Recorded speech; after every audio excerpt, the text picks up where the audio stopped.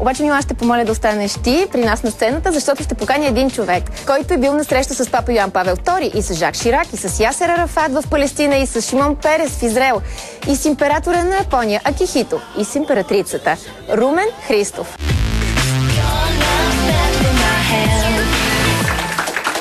Добре дошъл! Много се радвам, че си на гости. Харесвате ли Мила как изглежда? Великолепна е. Наистина, тя винаги изглежда така. Различно, да. Да. Ако проследим историята на вашия род, от една страна ще отидем до Лальо войвода, а от друга страна до американец. Да. Очевидно са били будни хора, щом един е бил войвода, другия американец, обаче да ни разкажете малко повече вие. Да, двата рода на моята фамилия произхождат от Балкана, от Трявна и от Троян. Рода на Лальо войвода, по-скоро неговият син, идва след освобождението от турско робство в русенска околия, купуват земи, били са заможни хора и остават там. Неговият син и моя прадядо пък е народен представител и близък съратник на Стамбулийски, това по бащина линия. Да. А по майчина линия съм правнук на Цаньо-американеца или Цаньо-балканджията, и двата прякора. Как изобщо е стигнал до Америка, защото общо взето тогава е било много трудно. Да се опита да изкара, както се казва, някой лев за семейството си, изкарва повече от 2 години, но се връща заради тях в България. Има прекрасна къща, която в момента се населява от англичани. Така ли? Да, купиха англичани, защото е много интересна като архитектурен стил. Очевидно са били решителни хора, хора на действието, а вие самият решителен ли сте? И кои са били най-трудните ви житейски решения? Да, решителен съм, но човек на 55 години се изблъсквали с тежки житейски решения. Може би едно от тях влизането ми в политиката, защото аз съм преподавател и когато трябваше да взема в началото на промените решения, всъщност аз бях много пристрастен, но да вляза активно в политиката, участвайки в управлението, това беше едно от трудните решения. Трудно беше решението, което вземахме с моята съпруга, да изпратиме дъщеря ни в Англия. Сигурно е било много трудно. Аз имам самата дъщеря, знам кое е най-доброто за нея, но въпреки всичко, сигурно ви се е късало сърцето. Абсолютно сте права, така е, да. Да. Само, че стана ми интересно, защото очевидно никакво колебание не сте прояви, когато сте срещнал своята съпруга Жана, и доколкото разбрах, само 3 срещи са били достатъчни и сте й предложили брак. Да, харесахме се от пръв поглед, любов от пръв поглед. Да. Ние, мъжете, сме по-романтични, случва не се такова нещо. А с какво я разпознахте сред всички останали жени? Ние случайно се запознахме. Тя беше редовна студентка, аз бях докторант. Срещнахме се случайно. Посетихме един театър, видяхме се още 2 пъти и аз се убедих да не забравяме, че аз бях на 31 години и бях вече печен. Да, тя колебани прояви ли, или? Мисля, че не. Мисля, че не. Да. Споделяте заедно с съпругата си Жана, тъй като вие, доколкото знам, 10 години сте живяли в общежитие. Толкова, да. Да, и споделяте, че това е, може би, един от най-щастливите периоди във вашия живот. Обаче, заради, да знам, сигурно не сте могли да намерите в самите първите си дни Мила е спяла в куфар. Така ли, без в креватче? Да, това е много интересна история. Значи 4 стола, куфар се отвори, тази по-дълбоката част беше легалсето, капака беше подпрян така на облегалките на столовите. Не сме били заможни, но пари за креватче имахме, просто нямаше, беше дефицит. И в началото тя спеше от това куфарче и сега, когато преченгир за това, че изиска на английска госпожица или българска госпожица, аз си напомням креватчето. Къде е тръгнала, от куфара? А за какво е бил непреклонен баща ти? Какво никога не ти е прощал? Никога, в смисъл, когато съм казала: татко, много ми е трудно в Англия, нали, почнах да се замислям по едно време, нали, дали да не замия някъде другаде или да се прибера в България, но винаги е бил непреклонен относно образованието ми и за това съм много благодарна. Ти всъщност наистина заминаваш да учиш в Англия. Това преди колко години се случи?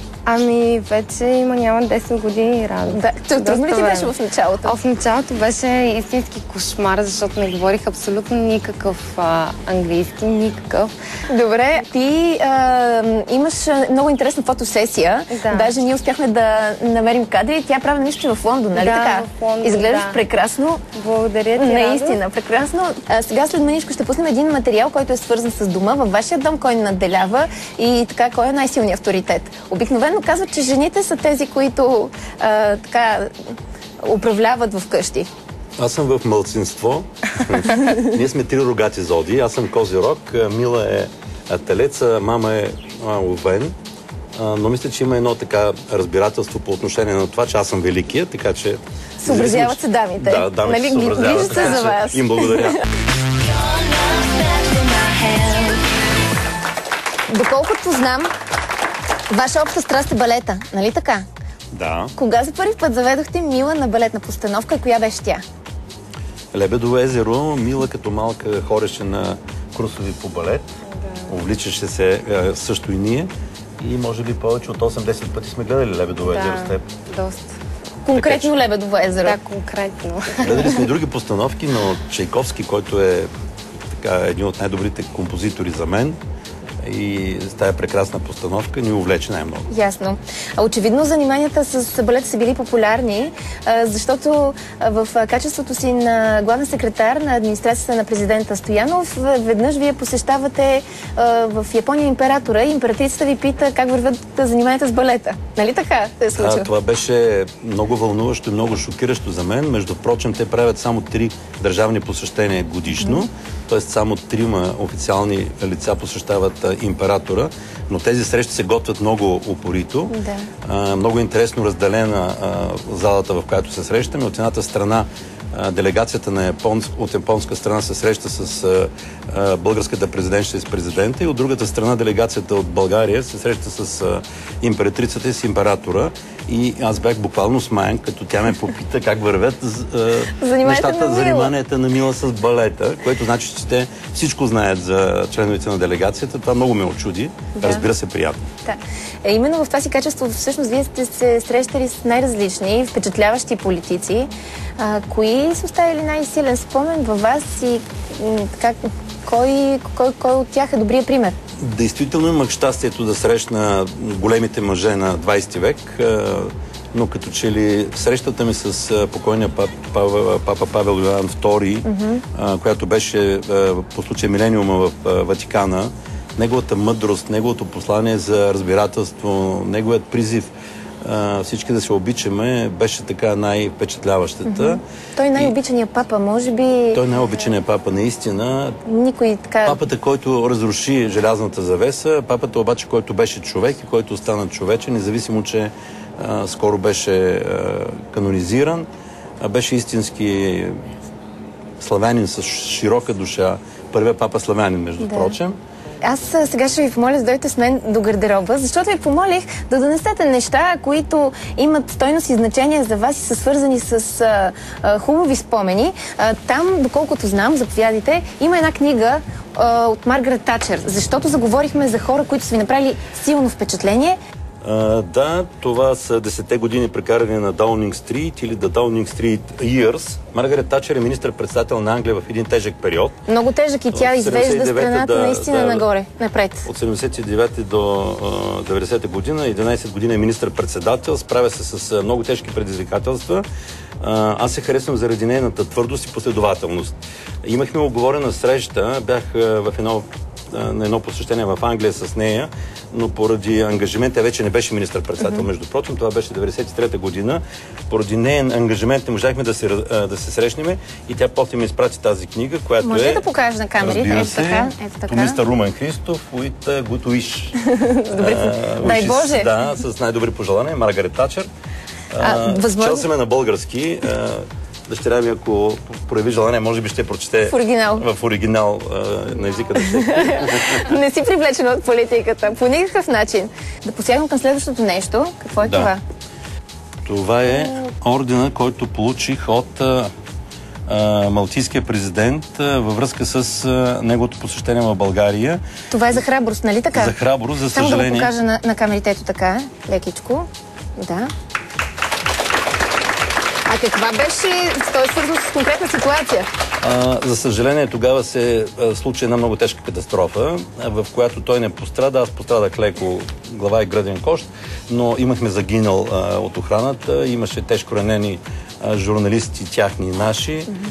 Много неприятен спомен. Той беше на много важно посещение. Ние тогава провеждахме важни срещи във връзка с приемането на България в Европейския съюз. И имахме срещи с всички държавни глави на страни членки на Европейския съюз.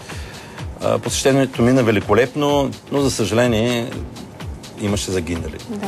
И това е за проявена храброст по време на самия Ние бяхме заедно в колата. Добре. Така, тази химикалка, как дойде, как се оказа при вас? Тя е важна и скъпа, защото с нея подписах договора за вноса на пшеница от Полша. Аз имах тежката задача да бъда министър, когато имаше... Това коя година беше? Това беше 97 година. Обаче аз си го спомням. Младата аудитория сигурно не си спомня. Имаше тогава тежка зърнена криза и опашки за хляб. Да. И успяхме да договорим с Полша стоков заем. И с тази химикалка подписах този стоков заем. Пазя си я, ползвам я. Надявам се да подписвам укази в президентската администрация. Дай Боже. Благодаря ви. Пожелавам успех. Заповядайте. Мила, ела сега. Така. Това са твои неща, нали? Това са мои неща, малко по-сентиментални или не знам как да се изразя. Значи това е една от моите снимки, която беше разлепена при старото ми училище, където учих в Лондон, защото аз съм завършила, имам и диплом по фотография. Тоест, това е твоя снимка, която ти си правила? Да, аз съм правила и даже е правена с два негатива, като сандвич, така за да може да отразя светлината на по-различни места и да се поотсвети. Да. И даже бях забравила за нея, майка ми напомни. А тази? Иконата ми, значи мама ми я подари преди около 17 години. Бях много малка, както виждаш, тя е доста стара, лепена е с лак, защото я бях залепила с дъвки и се беше отлепила, но опитвам се да си я крепя, не искам да я подновявам за момента, да, реставрирам я. И така, защото много съм вярваща и винаги си я нося с мен. Никога не се разделям с тази икона, никога. Добре, благодаря ти много, Мила. Моля, радост. Оставям вещите на страна, за да пуснем рекламите по BTV. Прекъсваме съвсем за мъничко, а после продължаваме с